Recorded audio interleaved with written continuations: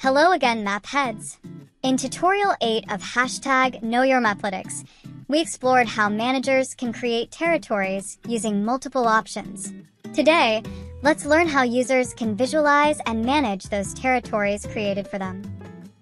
Select the desired territory to visualize, select a data source, and click Search to plot the selected territory and its records on the map. Territories will be displayed with all assigned records inside them.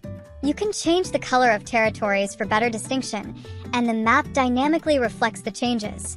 The records assigned to these territories can be seen in the data grid over here, and further actions can be performed on them. You can navigate to Mass Actions and select Manage Territories. Here, you can assign a new territory to selected records or unassign territories from records as required. Confirm the actions, and the territory assignments will be updated instantly. That's how, my friends, our territories can be visualized and managed. Now, apply this to your sales territories and write to us at crm@inogic.com in case of queries. Also, check out our website, social channels, and technical docs for other details, and we shall meet you soon.